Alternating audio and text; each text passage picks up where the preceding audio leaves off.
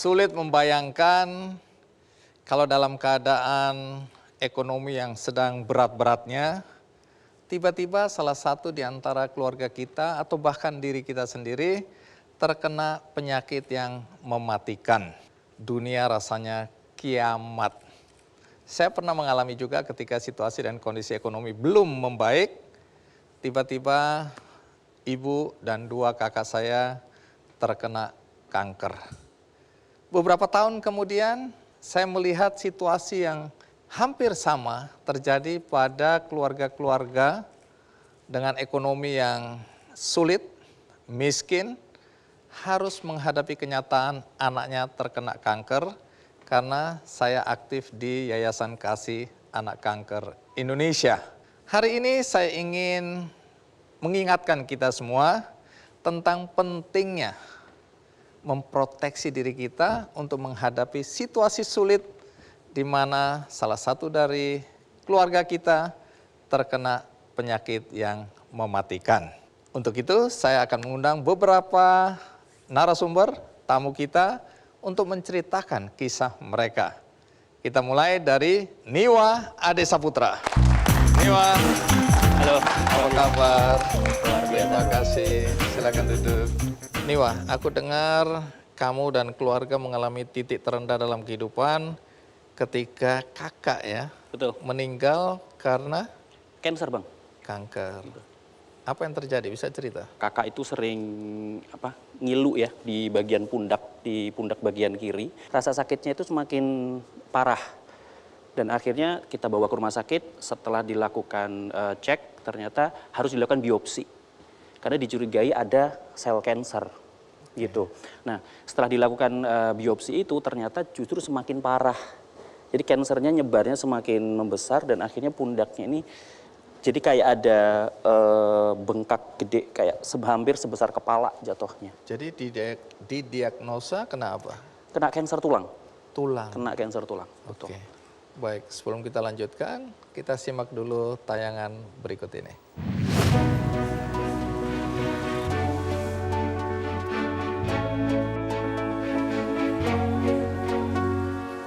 Niwa Adi Saputra yakin keputusannya bekerja sebagai agen asuransi pada tahun 2014 tepat.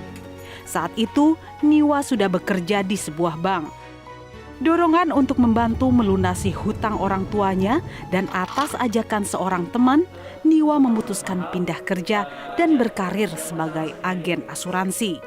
Jadi waktu kenal ada asuransi, ngerjain asuransi ya dari situ yang kemudian saya ceritain gitu. Wah, ini ada profesi sebagai agen asuransi, tidak perlu pakai modal, kita bisa kerjain anytime, income tidak terbatas, ya mau nggak kita coba. Nah dari situ obrolan-obrolan itu akhirnya gayung bersambut gitu ya. Oke, why not lah, coba gitu. Kalau nggak dicoba kan kita nggak tahu. Niwa merintis karir dari bawah. Berkat kerja keras dan ketekunan, karir Niwa melesat. Kini Niwa sebagai agency director di sebuah perusahaan asuransi. Suka duka sebagai agen asuransi dilalui Niwa hingga posisinya sekarang ini. Dulu waktu Pak Niwa datang ke kantor kami ini, istilahnya bukan siapa-siapa kan gitu. Motor pun belum punya, waktu itu masih jalan gitu ya. Jadi ketika sudah memulai, kemudian akhirnya kena naik motor. Tengah perjalanan itu hujan datang gitu, sampai ngeop ya. Berteduh sampai mengeringkan pakaiannya baru nanti melanjutkan presentasi gitu ya. Kemudian pernah juga pas di tengah jalan rantai motornya pedot gitu ya. Jadi hal-hal itu mungkin sekarang kita bisa menertawakan, tapi zaman kala itu mungkin bagi Pak Niwa itu menyedihkan.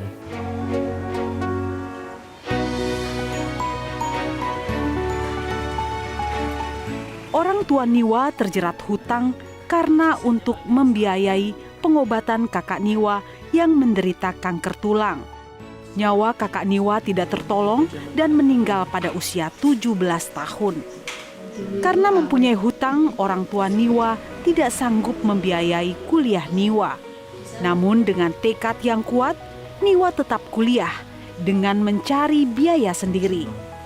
Berbagai pekerjaan dijalani Niwa, mulai kerja di restoran cepat saji hingga menjadi MC. Niwa lulus pada tahun 2010 dan langsung bekerja di sebuah bank. Katanya kalau saya tanya ya sudah cukup Bu, sudah cukup. Nah setelah itu mungkin anak itu kasihan pada orang tuanya. Si Wawa itu kasihan pada ibunya. Akhirnya itu ternyata kuliah itu sambil mencari-cari pekerjaan atau mencari ya supaya dapat uang gitu.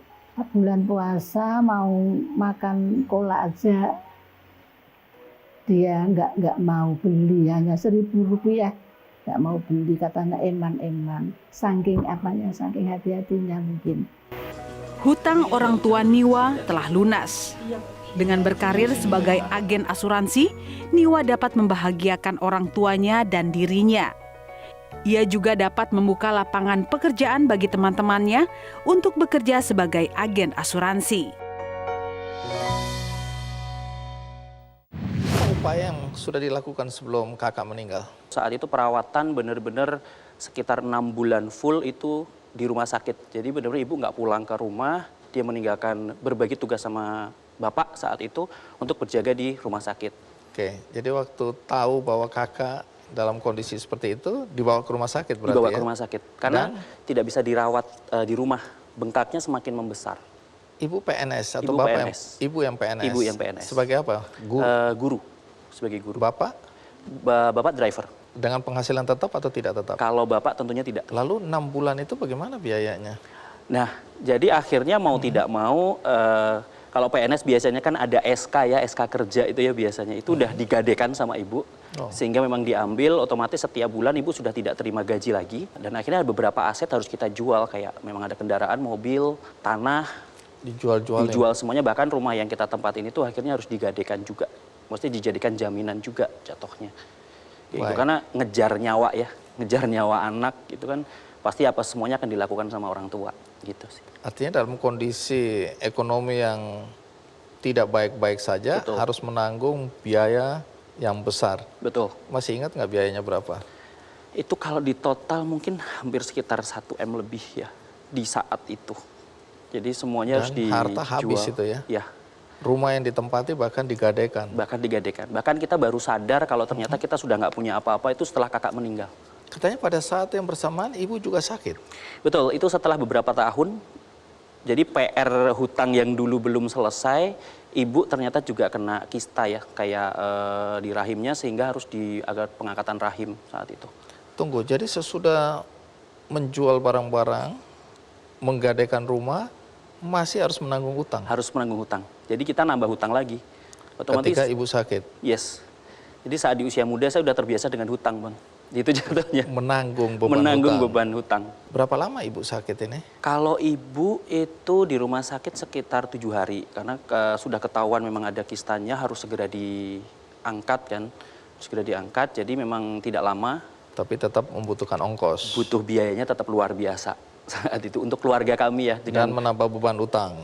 Pastinya, Bang. Katanya ibu untuk menambah penghasilan selain jadi guru juga jualan sayur gitu ya? Betul. Jadi dia akan melakukan apapun, berjualan sayur, apapun yang bisa dijual akan kita jual dulu untuk menyambung hidup sama untuk pengobatan ibu sendiri. Karena saat itu saya masih sekolah, masih mau SMA ya. Jadi belum bisa membantu banyak hal saat itu. Jadi cuma ngelihat perjuangan ibu sampai seperti ini gitu aja sih. Jadi kalau mendengar begini ya, Bapak Ibu sekalian yang mungkin belum punya pengalaman, tadi kan saya cerita saya punya pengalaman kakak saya dan ibu saya kena kanker itu selain menggerus mental, memang menggerus keuangan ya. Betul. Kakak saya awalnya menyembunyikan itu karena dia tahu bahwa saya yang menanggung beban seluruh keluarga waktu itu, sehingga dia diam-diam saja sampai akhirnya dia tidak tahan, dia informasikan akhirnya ke saya bahwa dia kena kanker. Dan itu mengagetkan karena dia menyembunyikan cukup lama. Begitu saya bilang, ayo kita betul-betul periksakan, dan stadiumnya udah 4. Jadi dokter bilang, ya sisa hidup itu dinikmati aja. Betul. Nah ini kan menyedihkan ya, di satu sisi memang dia tahu biayanya besar dan dia menyembunyikan itu supaya nggak jadi beban saya. Tapi di lain sisi kan ada penyesalan, seandainya dia kasih tahu, kan pasti kita akan berjuang juga untuk Pasti bisa diobati. penyembuhan ya. Kita nggak tahu apa kehendak Tuhan, tapi ya sudah, akhirnya semua selesai. Setelah 1 tahun dia harus berjuang dan akhirnya meninggal. Nanti cerita bagaimana kemudian kelanjutan dari cerita keluarga Niwa ya, kemudian bagaimana menguatkan hati ya, kemudian bangkit untuk kemudian melunasi utang-utang dan untuk memproteksi agar kejadian masa lalu itu tidak terjadi di masa yang akan datang. Kita rehat sejenak, ikuti terus KKND.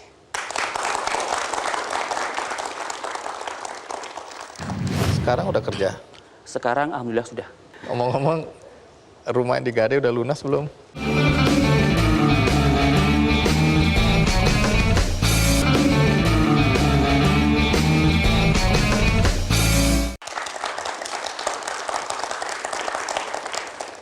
Niwa, bagaimana kemudian Niwa atau keluarga, ibu dan bapak ini bisa keluar dari tekanan mental dan keuangan? Yang kita pikirin sebenarnya semuanya kan nggak bisa disesalin ya Bang, cuman nggak bisa dirubah gitu. Jadi apa yang ada harus dihadapin. Saat itu ibu langsung muter otak, pokoknya apa yang bisa pengeluaran keluarga yang kira-kira bisa dikurangin dulu. Termasuk adalah kuliah saya saat itu harus ditawarkan untuk cuti dulu gimana gitu. Terus?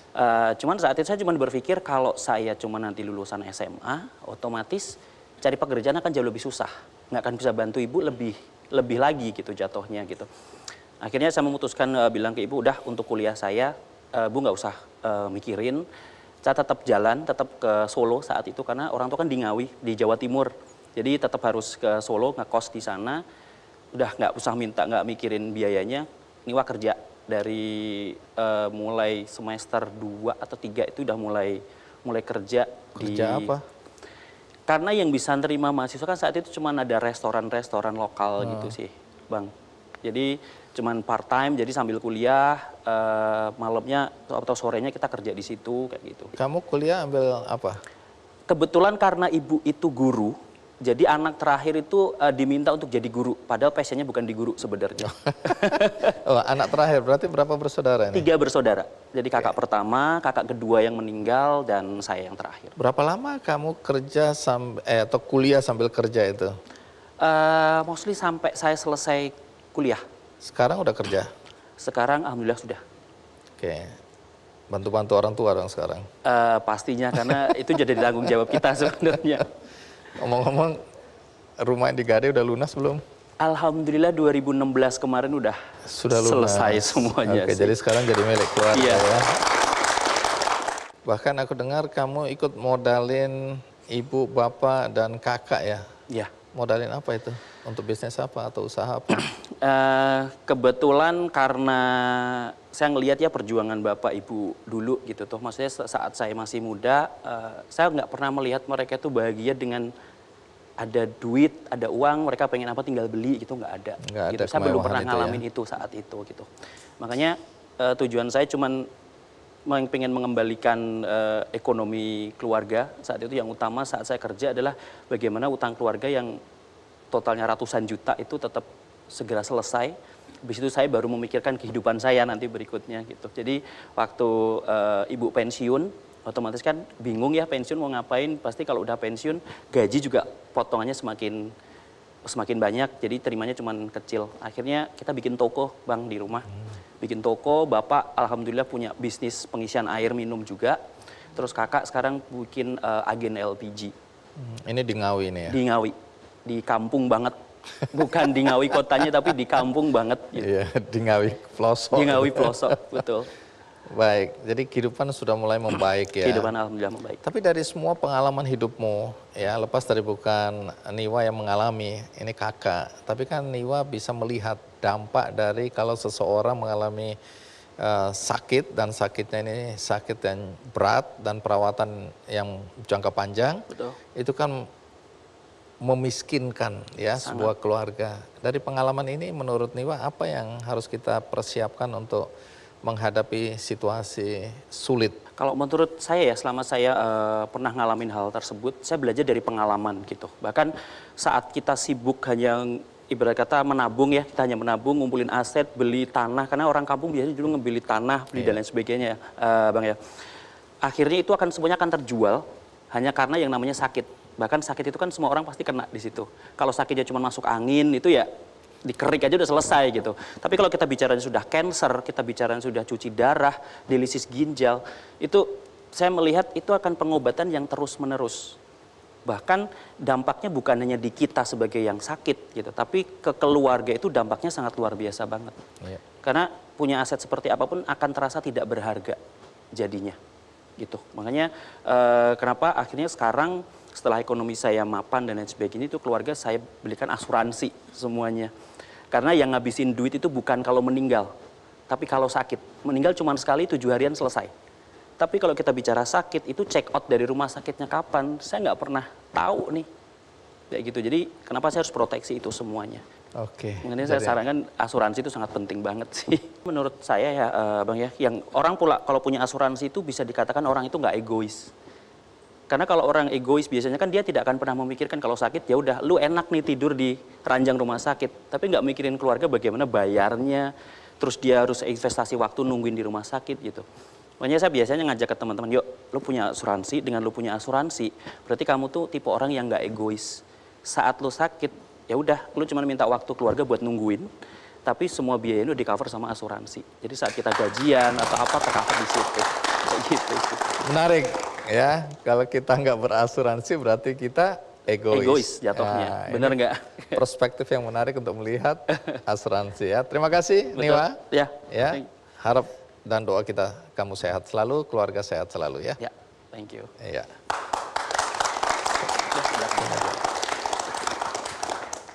Tamu kita berikutnya boleh dibilang mendapat bonus. Sudah kena kanker yang pertama, kanker tulang, ditambah lagi diagnosa kanker berikutnya. Jadi di dalam tubuhnya ada 2 penyakit kanker. Bagaimana dia mengatasi situasi dan kondisi seperti ini? Ikuti terus Ki Candy. Dari lutut sampai kira-kira segini, sampai sini itu sudah ada titanium.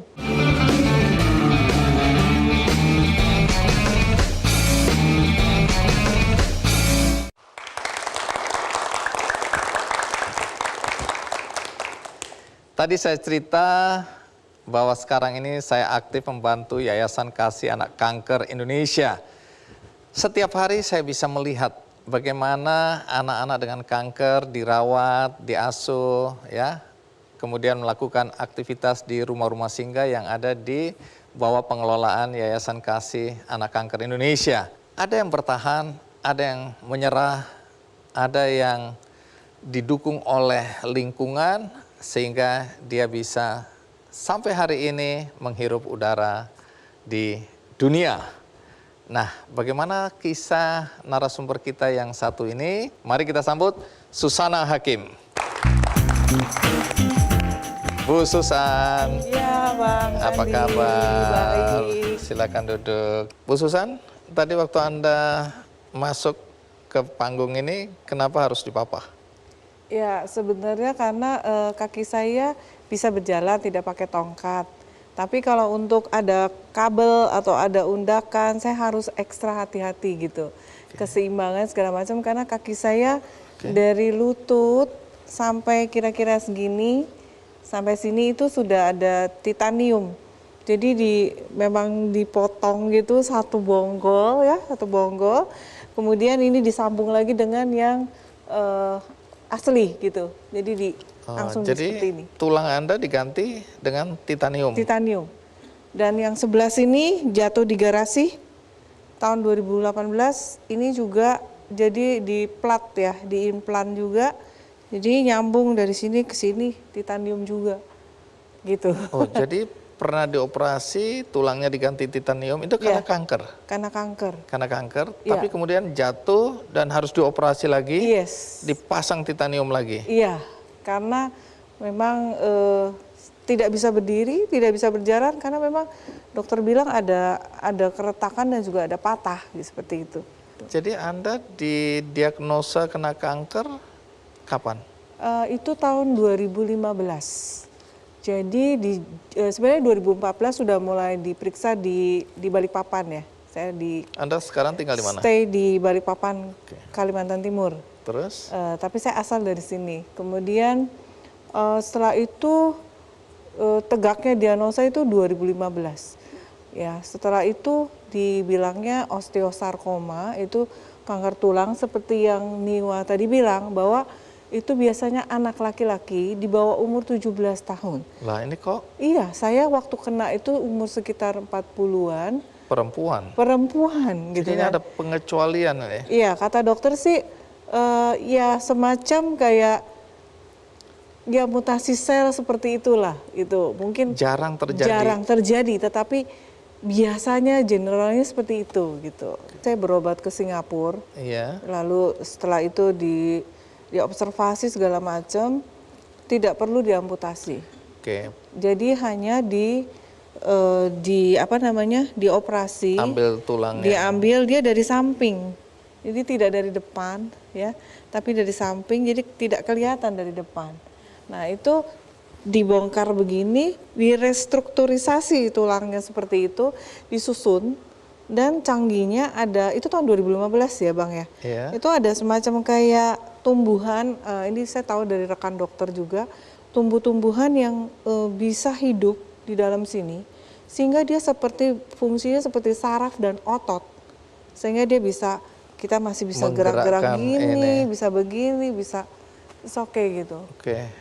Anda pakai kupluk seperti biasa saya pakai seperti itu. Ini Iya, kembaran ini bagian dari gaya atau habis kemo? Ya, sebenarnya saya tuh masih jadi kan 2 tahun itu pandemi. Sehingga Singapura kan lockdown. Saya juga bukannya apa-apa, jadi saya nggak berani juga memeriksakan diri di Indonesia. Karena takutnya analisanya seperti apa, terus alat-alatnya seperti apa gitu ya. Nanti malah saya jadi ketakutan, jadi khawatir, terus jadinya galau gitu kan. Akhirnya saya tunggu sampai Singapura buka. Biasanya saya kontrol tuh 3 bulan, terus 6 bulan sekali, terus 12 bulan sekali. Setelah itu ternyata lockdown, 2 tahun tidak periksa. Tahu-tahu ternyata sudah ada memang ada di paru. Oh, nah, ini baru lagi nih. Baru lagi, jadi deteksi siapa yang bilang atau dokter mana yang bilang bahwa kemudian ada kanker di paru-paru? Singapura. Jadi sama mother cell-nya atau selnya sama itu dari yang osteosarkoma, memang dia maunya ke paru. Oh, dari tulang. Enggak yang lain-lain gitu ceritanya. Oke, jadi Anda harus di kemo. Kemo dari akhir Mei sampai sekarang. Baik, sebelum kita lanjutkan, kita simak dulu tayangan berikut ini.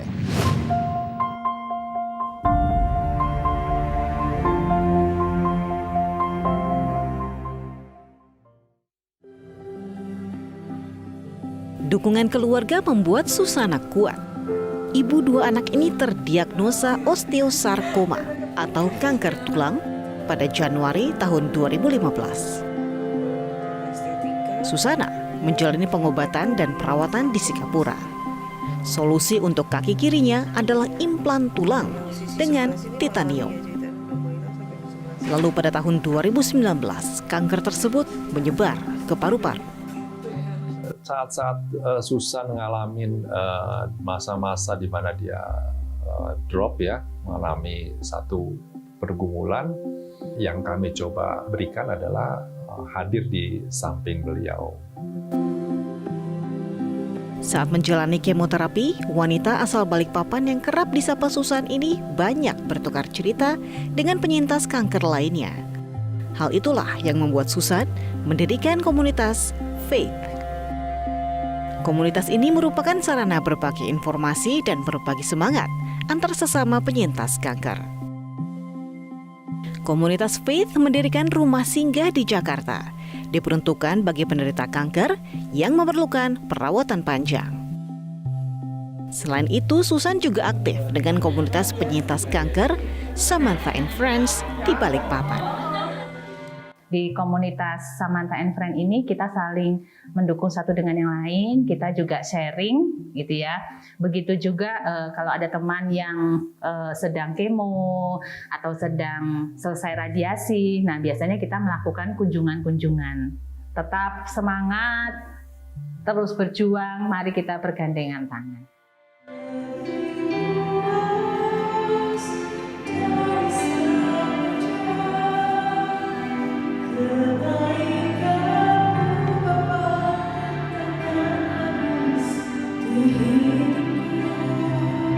Menjadi penyintas kanker tak menyurutkan semangat Susan untuk menjadi berkat bagi sesama.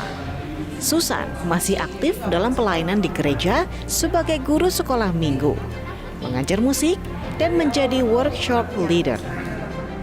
Ada satu perkataan beliau yang membuat saya terharu. Dia berkata, Pak Pendeta, saya ini kan sedang sakit, tetapi saya jangan dikasihani. Saya masih ingin tetap melayani dan memberikan sebisanya menurut kekuatan saya pada saat ini. Wanita kelahiran Jakarta 23 Juni 1968 ini juga tetap aktif dan menunjukkan dedikasi dalam pekerjaannya. Saya bangga gitu bisa bekerja dengan dia. Di tengah segala penderitaan dia tetap memperhatikan orang lain gitu. Dan dia tetap membackup kami, bahkan di saat-saat dia sudah agak baikan dari masa-masa pengobatan kemo, dia bisa call, telepon kami, gimana, apa yang bisa dia bantu gitu. Itu yang membuat saya merasa dia benar-benar pemimpin yang patut diteladani gitu. Susan sadar akan pentingnya berasuransi dan bersyukur asuransi yang dimilikinya dapat meringankan biaya pengobatan kanker yang dideritanya.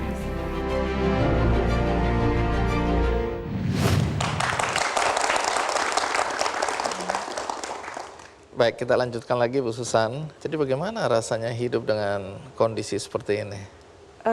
Pasti waktu dengar beritanya pertama itu saya pasti agak down ya. Saya dari dulu suka sekali olahraga, makan pun saya jaga nutrisinya, vitaminnya, kemudian juga pola makannya dari rumah bawa ke kantor, tidak pakai. Jadi sebenarnya hidup Anda ini sehat ya? Iya, boleh dikatakan seperti itu Bang, tapi ternyata kena juga. Saya sampai nanya ke dokter, kenapa ya? Dia bilang, ya secara ini dia seperti roulette gitu ya, truk kena.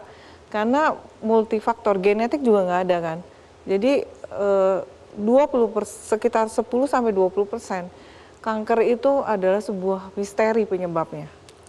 Multifaktor penyebabnya. Dokter saya sendiri yang saya nggak nanya, dia bilang, setiap manusia punya sel kanker. Tinggal ya pemicunya atau memang Tuhan izinkan itu terjadi. Baik, lalu apa upaya yang Bu Susan lakukan untuk pengobatan selama ini? Iya, kalau kebayang ini kan suatu penyakit yang serius ya dan panjang. Jadi memerlukan biaya yang sangat tinggi.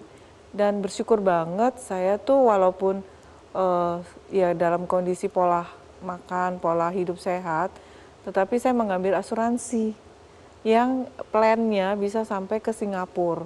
Sampai sekarang pun saya sudah kemo-kemo gini, udah dari 7 bulan ini sudah sekitar 1,3 M hanya untuk kemo. Tapi beban itu ditanggung oleh asuransi. Jadi lagi-lagi, iya. Nanti kita akan lanjutkan lagi cerita, karena selain tadi faktor biaya mental, tapi bagaimana Anda mengatasi ya. Tadi Anda kan sempat bilang ya kita berserah pada Tuhan, tapi pasti ada langkah-langkah konkret yang Anda lakukan untuk membuat Anda mampu bertahan, tetap semangat ya.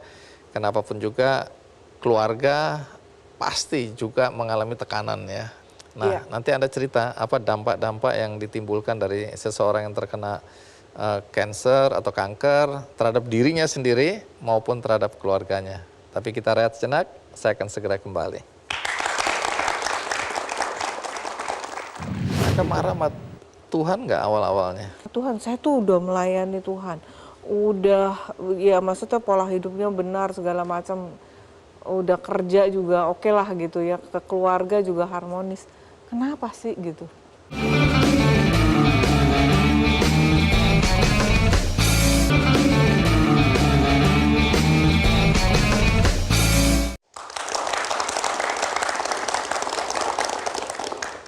Terima kasih Anda masih bersama saya di acara Kick Candy dan tamunya masih Ibu Susan. Apa dampak yang paling dirasakan dengan adanya kanker di luar kesehatan Anda?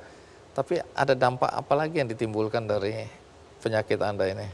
Ya, dampak dari buat diri saya sendiri pastinya itu pertamanya down ya.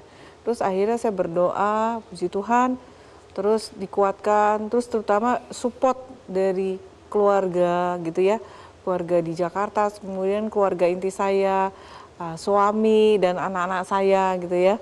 Ini ada anak di sini ya. Dukungan dari teman-teman gereja juga, hamba Tuhan, mereka mendoakan, menguatkan, terus dia juga menjenguk ke rumah gitu kan. Walaupun saya merasa down, tapi dengan dukungan dan juga dari kekuatan dari Tuhan, saya bisa melewatinya itu. Ya memang kadang-kadang pasti udah semangat, terus ada masanya ya, yang namanya manusia ya. Tetapi Tuhan akan berikan kekuatan lagi bahwa ya memang harus terima. Kalau nggak terima terus berontak terus, mau ngapain juga Tidak akan gitu menyelesaikan ya. masalah Nggak ya. menyelesaikan masalah gitu. Kebetulan saya orangnya nggak bisa diem juga gitu. Jadi ya saya nggak bisa seperti itu gitu. Baik, di sini bisa disimpulkan bahwa support, dukungan dari keluarga itu penting ya. Iya, sangat Kemudian penting. lingkungan itu juga signifikan ya, Iya. untuk membangkitkan semangat ya. Iya, support jadinya. Karena saya dengar kalau kita kehilangan semangat justru memperparah keadaan ya. Betul sekali. Anda marah sama Tuhan nggak awal-awalnya? Awalnya saya waktu pertama itu tahun 2015 di Singapura habis PET scanku kan dilakukan pemeriksaan dari ujung rambut sampai ujung kepala tuh. Melihat sel kankernya tuh ada di mana aja gitu. Itu saya ada di kaki doang waktu itu. Nah itu ada sedikit udah di paru kecil-kecil. Nah terus saya bilang, Tuhan saya tuh udah melayani Tuhan. Udah ya maksudnya pola hidupnya benar segala macam. Udah kerja juga oke lah gitu ya. Ke keluarga juga harmonis. Kenapa sih gitu? Tapi ya ada ayat firman Tuhan yang menguatkan hari itu. Seperti itu pengalaman spiritual saya luar biasa sih saat itu. Nah itu saya bangun seperti dibangunkan, kemudian ada teks berjalan Roma 11 ayat 36 gitu. Apa isinya? Segala sesuatu adalah dari Dia, oleh Dia, bagi Dialah kemuliaan sampai selama-lamanya. Jadi Anda ini memaknai ayat itu? Ya karena dalam konteksnya itu di atasnya adalah sebelum ayat itu, sebelum ke 36, 34, 35 itu mengatakan bahwa betapa dalamnya, betapa lebarnya, betapa tersembunyinya maksud-maksud Allah itu kita tidak bisa mengerti. Ada bagian-bagian yang tidak bisa kita mengerti bahwa kenapa gitu. Nah akhirnya saya bilang ujungnya adalah segala sesuatunya itu adalah bagi kemuliaan Tuhan seperti itu. Saya lebih kuat untuk menghadapi proses kemo yang sungguh panjang dan tidak mudah. Dan harus operasi 8 jam dan harus belajar jalan.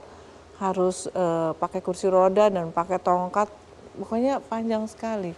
Baik, tapi ayat itu tadi menguatkan ya. Iya, sangat menguatkan saya. Banyak orang yang juga kena penyakit-penyakit seperti ini, kemudian kan marah pada Tuhan ya, tidak mengerti apa rencana Tuhan, depresi, kemudian lebih sering mengurung diri, ya, betul. sedih, ya. Tapi Bu Susan saya dengar sebaliknya malah punya aktivitas sosial ya. Iya. Apa kegiatan sosialnya? Yang pastinya yang pertama itu di gereja saya ada pelayanan sekolah minggu, terus worship leader, terus liturgi musik, paduan suara, dan juga komisi pasangan suami istri seperti itu. Kemudian yang untuk lebih sosial lagi, maksudnya lebih umum lagi, yaitu ada rumah singgah yang kami dirikan. Jadi saya aktif di sebuah komunitas di mana di situ ada penyandang cancer warrior gitu. Nah akhirnya saya bertemu dengan 5 orang yang cukup aktif sehingga saya lalu mendirikan ya founder untuk komunitas yang namanya Faith. Faith. iman, faith. Dan kemudian 5 tahun yang lalu kami mendirikan yang namanya berdasarkan kerinduan kami dan kesulitan kami, akomodasi kalau berobat kanker itu panjang, memerlukan tempat tinggal, makan yang sangat besar.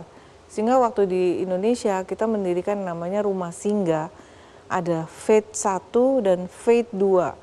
Faith itu untuk khusus orang-orang yang terkena penyakit kanker, lokasinya dekat sekali dengan rumah sakit kanker Darmais. Rumah singgah ini untuk mengurangi beban kalau mereka harus mencari tempat menginap ya, tempat tinggal selama ada perawatan ya, pengobatan. Jadi makan apa segala macam gitu.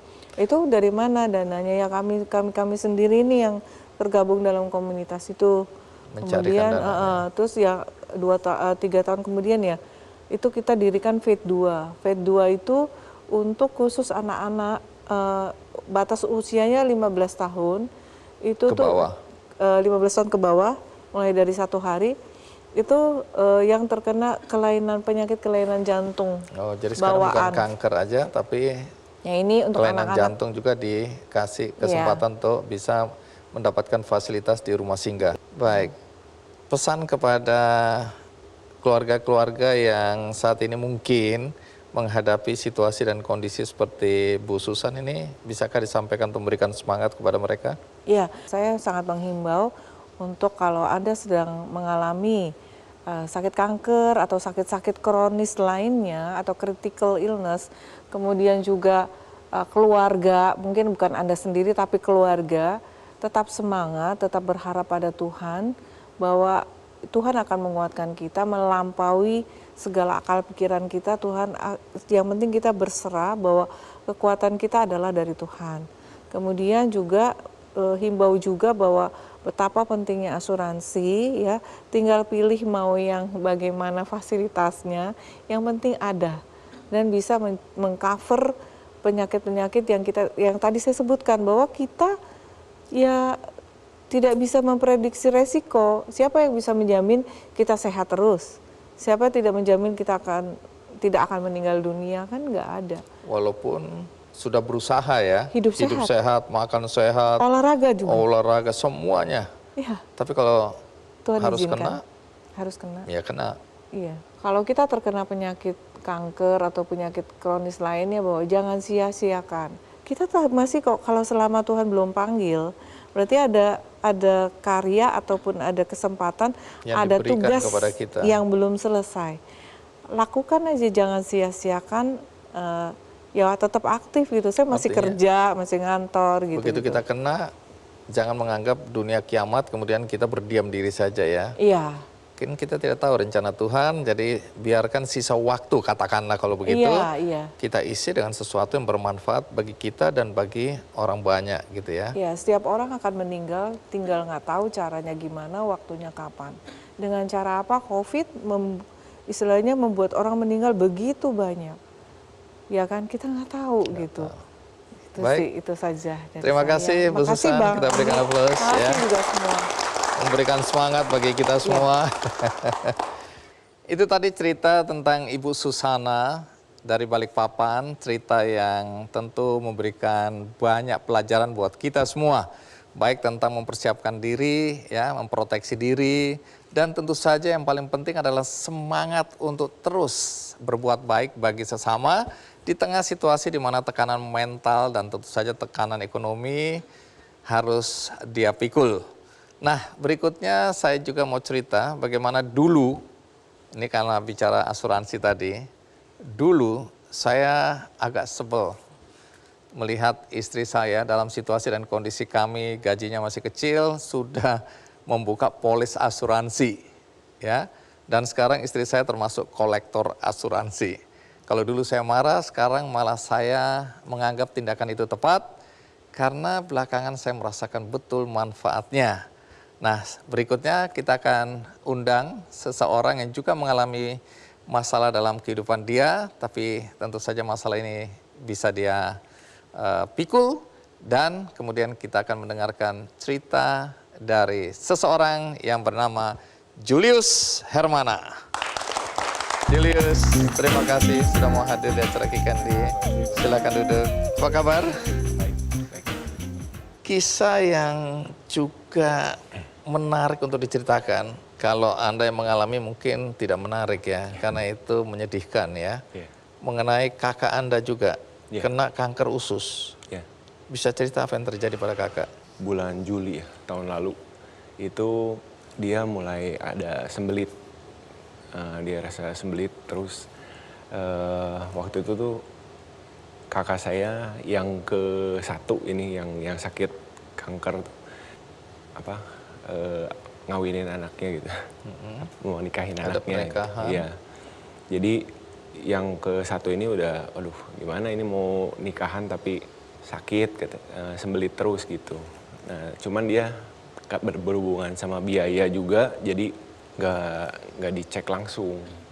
Jadi ada kecurigaan bahwa masalah sembelit ini serius gitu. Iya betul. Karena Tapi dia coba mengabaikan karena dia takut mengenai biaya. Betul.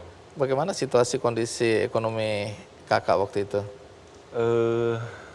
Ya keadaan ekonomi sih ya dibilang susah sih enggak, cuman bukan yang mampu lah gitu. Jadi mungkin dia merasa aduh takut juga gitu kalau sampai harus keluar biaya besar, dia merasa biayanya nggak punya gitu. Itu dalam usia berapa kakak? 58. Dan akhirnya diketahui sembelitnya itu adalah? Diketahuinya tuh bulan September itu udah stadium 4. Saya baru ketahui juga dari dokter kalau seringkali cancer itu baru kelihatan dampaknya setelah simptomnya cukup tinggi ya? Iya betul. Jadi ada baiknya kalau di usia 50 tahun menurut dokter bisa dilakukan endoskopi atau kolonoskopi. Terutama, ini karena untuk kakak yang, Anda kanker usus ya? Betul. Menurut dokter kalau kanker usus ini nggak ada sama sekali simptom. Sampai pada stadium yang? Yang stadium 3B. Stadium 3B udah mulai ada gejala. Nah ini kakak saya di bulan September udah langsung stadium 4. Nyebarnya di rongga perut sama ke otak. Jadi Bapak Ibu sekalian dan penonton ya, kanker ini memang bisa dibilang penyakit yang kurang ajar gitu loh. Karena dia baru terasa kelihatan ada simptomnya justru ketika sudah pada posisi parah. Betul. Ya. Sehingga sering terlambat. Itu pentingnya ketika kita memberitahu para orang tua ya tentang pentingnya mendeteksi secara dini anak-anak ya. Agar sejak dini kita udah tahu bahwa apakah dia ini punya gejala penyakit kanker. Kalau anak-anak terdeteksi dari sejak usia mereka masih sangat muda, peluang untuk sembuh itu besar sekali. Nanti cerita ya, karena saya dengar setelah kakak itu ayah juga kena ya. Nah Ayah penyakit sebelumnya sebetulnya. Oh bahkan sebelum kakak ayah duluan. Tapi bukan cancer kalau ayah. Oke, nanti cerita ya penyakit apa itu. Sekarang kita rehat sejenak, ikuti terus KKND. Lambungnya bocor, dioperasi, ditutup lagi. Tapi ya itu rongga perutnya udah di rongga perutnya kan banyak organ tubuh. Organ tubuhnya itu udah banyak kegerogotin sama asam lambung.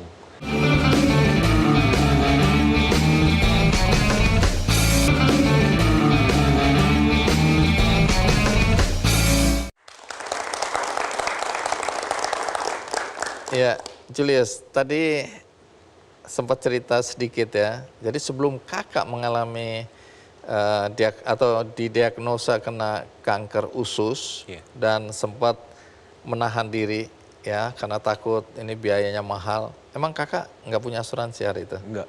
Oh, oke. Tapi sebelumnya ayah ya? Iya, ayah juga 2000. kena penyakit ya. Penyakit apa? Sebetulnya kalau ayah saya tuh bukan penyakit yang serius, tapi mungkin karena pembiaran nih. Jadi mungkin setiap orang juga punya sakit lambung lah, pernah mah gitu ya. Oh, oke. Ayah saya tuh dari muda sering mah, sering ya mungkin kerjanya dia di luar, jadi makan tidak teratur, betul, stres. iya. Nah, kenapa akhirnya? mahnya tuh lama-lama tipis terus bocor, bolong. Oke. Jadi makanannya keluar di rongga perut. Jadi pengobatan apa yang dilakukan waktu itu? Waktu itu sih lambungnya bocor, dioperasi, ditutup lagi. Tapi ya itu rongga perutnya di rongga perutnya kan banyak organ tubuh. Organ tubuhnya itu udah banyak kegerogotin sama asam lambung. Jadi ya dokter juga nggak bisa apa-apa sih selain cuma kasih antibiotik gitu ya. Mungkin sama dulu pas papa di ICU tuh 2 minggu kalau nggak salah, 2 mingguan. Itu juga ya kita udah tahu lah ini kurang lebih akan gimana gitu, karena memang ASF aorta jantungnya itu membalon ya namanya tuh, gara-gara dia ngerokok. Rokok ya. Ayah masih ada atau? Udah meninggal. Meninggal? 2011. Karena penyakit itu? Iya. Baik, sebelum kita lanjutkan, kita simak dulu tayangan berikut ini. Julius Hermana menerapkan gaya hidup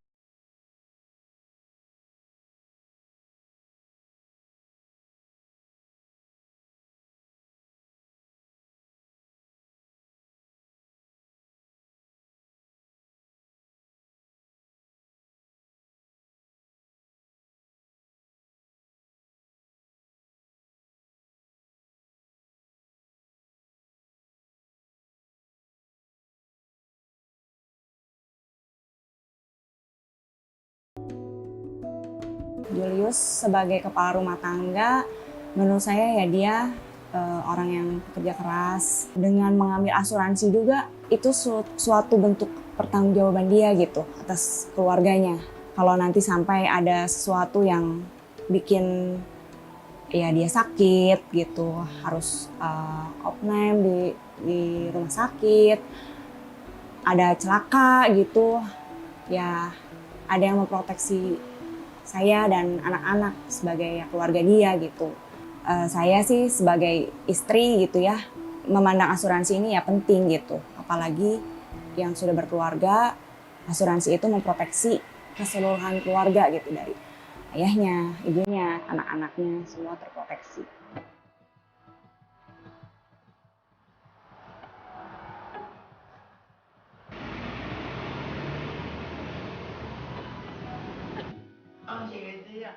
Kasih nama waktu ke sana teh bagus, kasih nama, tapi pertama nanya dulu kasih ini. Kenyataan pahit memang pernah dirasakan oleh keluarga Julius di tahun 2011. Ayahnya meninggal karena penyakit lambung bocor saat Julius berusia 20 tahun. Menyusul kemudian kakak pertamanya yang juga meninggal dunia karena kanker usus stadium 4 di tahun 2022. Kini ibunda Julius pun mengidap sakit stroke dan masih dalam proses pengobatan. Bapak sakit, memang kita belum tahu tentang asuransi juga gitu ya. Waktu itu kan pas ke rumah sakit langsung masuk ke ICU di rumah sakit swasta di Bandung. Itu juga biayanya juga di ICU itu 1 harinya 10 juta. Di sana dirawat sampai 12 hari gitu kan, 120 juta. Besar banget gitu biayanya, benar-benar. Kalau untuk kakak saya, memang kakak saya juga kebetulan nggak ikut asuransi apa-apa, cuman asuransi dari pemerintah. Asuransi pemerintah kan nggak bisa cover semua ya. Sebagai laki-laki satu-satunya jadi tulang punggung lah ya, mungkin gitu kan ya, bantuin orang tua gitu ya, anak yang berbakti pada orang tua gitu kan ya. Berkaca dari pengalaman pahit keluarganya yang mengidap penyakit berat, Julius semakin memantapkan diri untuk mengambil asuransi penyakit kritis yang sebelumnya hanya memiliki asuransi kesehatan saja. Sadar akan pentingnya asuransi, Julius dan istri berencana mengikutsertakan anak-anaknya asuransi kesehatan dan pendidikan.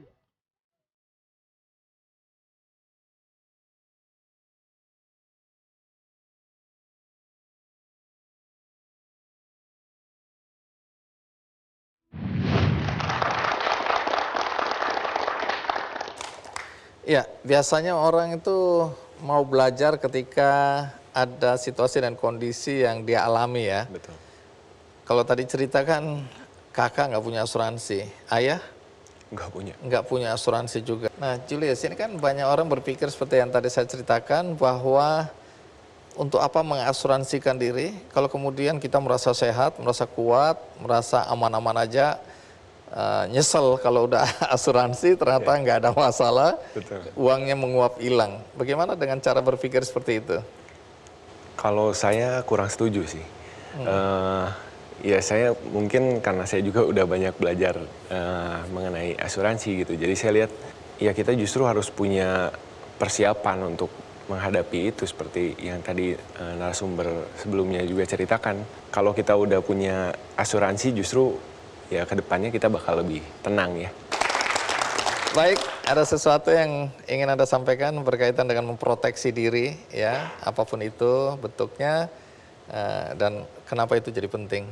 Ya menurut saya sih pertimbangan untuk kita semua untuk punya proteksi itu sangat penting, karena kita nggak bisa berharap dari orang lain, termasuk keluarga gitu, atau anak-anak kita sekalipun gitu. Kita belum tentu ya mereka bisa bantu.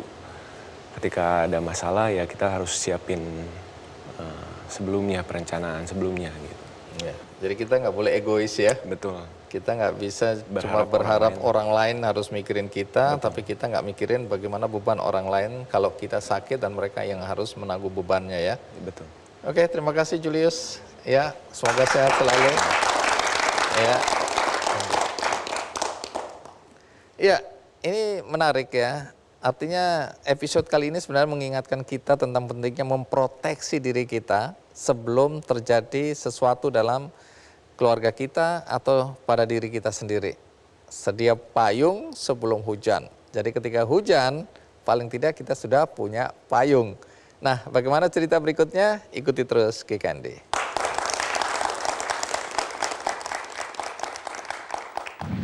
Dari awal sampai akhir hidupnya gitu ya, pada industri asuransi ini, dan rasanya beliau menginspirasi banyak pihak.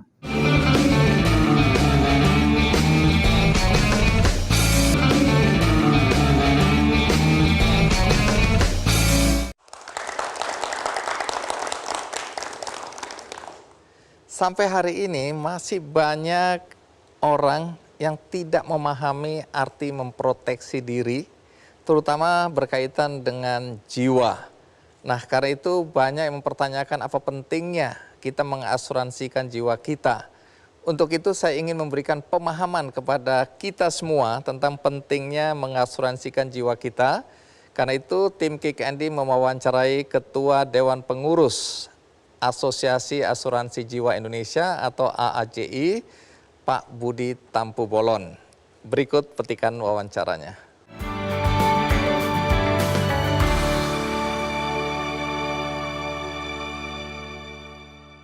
Dalam 2,5 tahun terakhir ini, jumlah masyarakat Indonesia yang memiliki proteksi asuransi jiwa, yang memiliki polis asuransi jiwa itu sudah meningkat. Selama banyak tahun, jumlah polis asuransi jiwa individual perorangan gitu ya, itu ada di kisaran 17-18 juta polis ya. Tapi tahun lalu untuk pertama kalinya tembus 20 juta, dan tahun ini pun sudah 22 juta, hampir 23 juta. Jadi terlihat terus meningkat gitu ya untuk polis perorangan. Tetapi kami melihatnya begini, kalau jumlah penduduk Indonesia sekitar 275 juta dan baru sekitar 22-23 juta jiwa yang memiliki polis, berarti masih ada 250 juta penduduk Indonesia kira-kira ya, yang belum memiliki proteksi, yang belum memiliki perencanaan keuangan. Sehingga tugas banyak pihak untuk mencoba melakukan dengan seintensif mungkin dan sebaik mungkin aktivitas-aktivitas yang berbau edukasi dan literasi keuangan. Termasuk edukasi dan literasi asuransi. Karena bagaimanapun industri asuransi bagian dari industri keuangan. Ya. Saya bisa sampaikan Ibu, pihak-pihak yang terlibat ya, OJK sendiri sudah melakukan banyak hal. AAJI bersama anggota-anggotanya, dalam hal ini adalah perusahaan asuransi jiwa dan perusahaan reasuransi, itu juga dari waktu ke waktu terus melakukan aktivitas-aktivitas edukasi dan literasi keuangan. Kami bahkan sampai datang ke kampus-kampus gitu ya, kami datang ke sekolah-sekolah, kami datang ke komunitas-komunitas tertentu. Selain itu, baik Asosiasi Asuransi Jiwa Indonesia maupun para anggotanya juga menggalang, mencoba meningkatkan edukasi dan literasi ini melalui berbagai sarana, termasuk di dalamnya media sosial, agar masyarakat semakin paham. Kami tidak berharap bahwa seluruh masyarakat memiliki proteksi asuransi jiwa ya. Kalau memang menganggap, oh saya belum perlu, that's okay. Tapi paling tidak tanggung jawab kami memastikan sebanyak mungkin masyarakat Indonesia paham apa itu proteksi, apa itu perencanaan keuangan masa depan, dan bahwa beberapa resiko mungkin tidak bisa kita cegah, tapi bisa kita siapkan dampak keuangannya.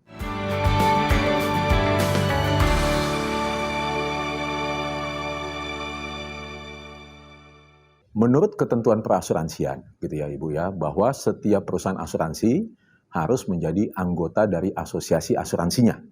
Dengan kata lain, setiap perusahaan asuransi jiwa harus menjadi anggota dari Asosiasi Asuransi Jiwa Indonesia. Perusahaan asuransi jiwa ini, Ibu, itu terdiri perusahaan asuransi domestik, sebagiannya lagi adalah perusahaan asuransi joint venture. Kalau kita lihat juga dari sudut pandang yang lain, ada perusahaan yang murni swasta dan ada juga perusahaan yang ada bentuknya BUMN maupun ada penyertaan modal dari pemerintah, mungkin anak BUMN dan lain sebagainya. Jumlah 60 ini Bu, itu terus meningkat. Sekian tahun yang lampau itu jumlahnya masih 20-an, 30-an dan seterusnya. Jadi terus meningkat menunjukkan memang market ini masih terus bertumbuh.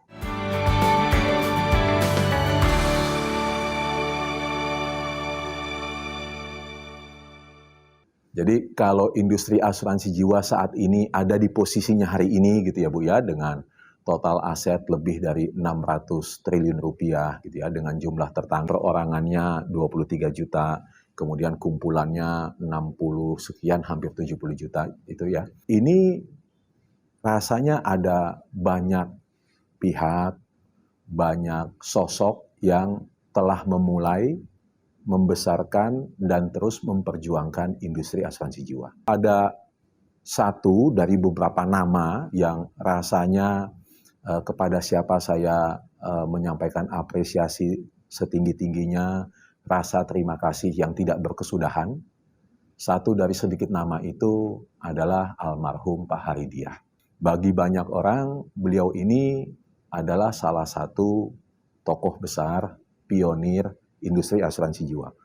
Sampai dengan awal tahun 70-an begitu ya, jumlah perusahaan asuransi jiwa di Indonesia masih sangat sedikit dan umumnya semuanya masih perusahaan dalam negeri, domestik begitu ya. Ada seorang bapak, Pak Haridiah almarhum, yang ketika industri asuransi jiwa masih kecil, ya, masih sepenuhnya domestik dan lain sebagainya, bahwa beliau berkesempatan mendapatkan tantangan dari petinggi-petinggi kita, khususnya Kementerian Keuangan, karena pada saat itu industri asuransi pengawasannya, pengaturannya di bawah Kementerian Keuangan. Bisa atau tidak untuk turut membesarkan industri asuransi jiwa. Dan beliau ketika data-data tren belum menunjukkan pertumbuhan, mengambil atau menjawab tantangan tersebut. Bahkan beliau adalah salah satu yang pertama mendirikan perusahaan asuransi joint venture yang mendapatkan kepercayaan, yang datang ke pihak asing dan mendapatkan kepercayaan untuk masuk ke Indonesia ketika market Indonesia belum terlalu dilirik. Dan perusahaan yang beliau pimpin itu tumbuh pesat, kemudian beliau pun memiliki bukan hanya asuransi jiwa, tapi beberapa perusahaan perasuransian lain, sehingga jelas terlihat bahwa beliau amat sangat believe dari awal sampai akhir hidupnya gitu ya, pada industri asuransi ini, dan rasanya beliau menginspirasi banyak pihak. Legacy dari Pak Haridiah almarhum adalah tumbuhnya industri asuransi jiwa, masuknya perusahaan-perusahaan asing tertarik dengan market Indonesia, kemudian perusahaan yang dia dirikan sampai sekarang ada dan terus tumbuh, bagian dari yang perusahaan asuransi besar dan sehat di Indonesia, gitu ya Bu ya. Dan kemudian orang-orang yang pernah bekerja sama dalam bimbingan beliau pun sekarang menjadi pucuk-pucuk pimpinan industri asuransi baik jiwa maupun umum. Rasanya banyak pelaku industri asuransi jiwa menyimpan apresiasi yang dalam kepada Bapak Haridiah almarhum.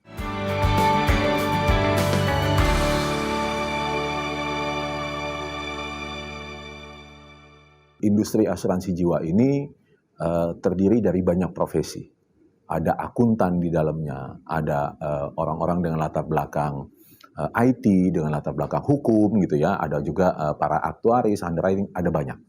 Nah, salah satu profesi yang banyak terlibat di industri asuransi jiwa adalah tenaga pemasar, lebih khususnya lagi adalah agen asuransi. Jumlahnya ada sekitar 600.000 orang ya. Dan kami memberikan apresiasi yang khusus, yang setinggi-tingginya, karena kami percaya dan amat sangat menyadari mereka adalah garda terdepan dari industri asuransi jiwa.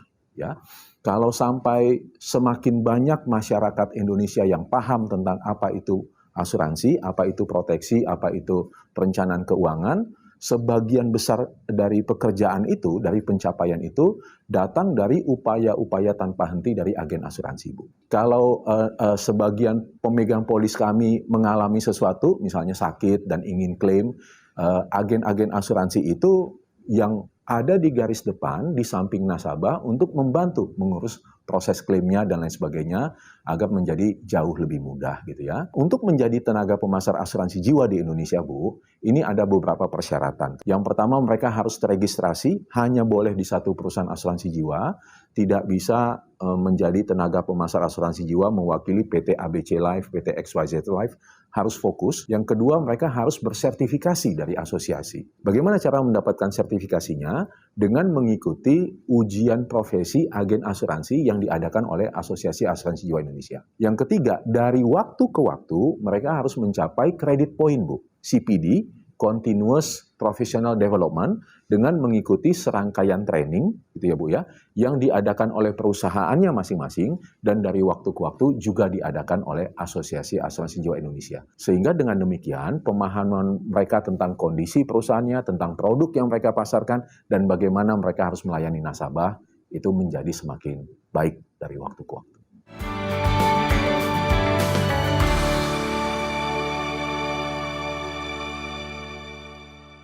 Kami ingin sekali melihat yang pertama bahwa masyarakat Indonesia semakin paham tentang proteksi dan perencanaan keuangan, bahwa itu sesungguhnya penting. Yang kedua tentunya kami berharap bahwa dengan semakin banyaknya masyarakat yang paham, ya, maka masyarakat yang paham dan kebetulan mungkin memandang sudah saatnya ya untuk memiliki proteksi perencanaan keuangan itu, akhirnya memutuskan untuk memiliki proteksi dan perencanaan keuangan itu, memberikan kepercayaan amanah kepada perusahaan-perusahaan asuransi jiwa yang ada di Indonesia. Kami juga berharap yang ketiga Ibu adalah bahwa setiap perusahaan asuransi jiwa anggota AAJI, semuanya anggota AAJI, itu menjaga amanah, menjaga kepercayaan masyarakat dengan sebaik-baiknya. Ini tidak bisa tercapai ketika pemahaman belum ada, Ibu. Ini tidak bisa tercapai ketika kepercayaan belum diberikan oleh masyarakat. Dan ini tidak bisa juga tercapai ketika kepercayaan diberikan, tapi kemudian satu dan lain hal kekecewaan timbul. Oleh karenanya, layanan yang prima, tata kelola yang baik agar perusahaan semakin sehat, itu amat sangat diperlukan. Ini yang dari waktu ke waktu, Asosiasi Asuransi Jiwa, para pengurusnya terus mengingatkan seluruh insan, terlebih lagi manajemen perusahaan asuransi jiwa, untuk menjaga kepercayaan ini.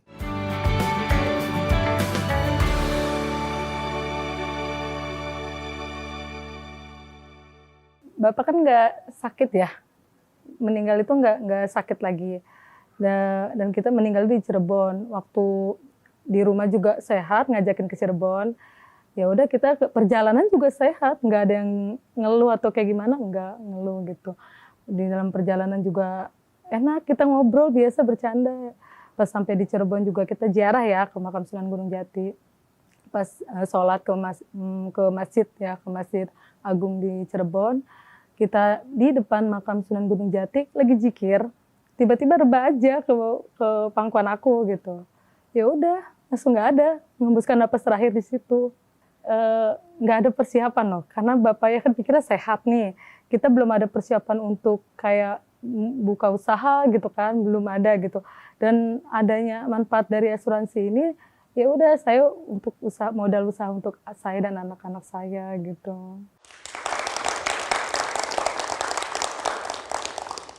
Ya, itu tadi pemahaman tentang pentingnya kita melakukan atau membuka polis asuransi, terutama asuransi jiwa, karena ini adalah upaya untuk memproteksi kita sehingga tidak ada lagi cerita-cerita seperti yang kita dengar tadi, ketika situasi dan kondisi kita dalam keadaan tidak lagi baik-baik saja, kita tentu berdoa semoga tidak terjadi apa-apa dalam hidup kita. Tapi siapa yang tahu selain Tuhan bahwa satu hari kelak siapa tahu kita yang dipilih untuk menerima kenyataan bahwa kita terkena atau keluarga kita yang terkena.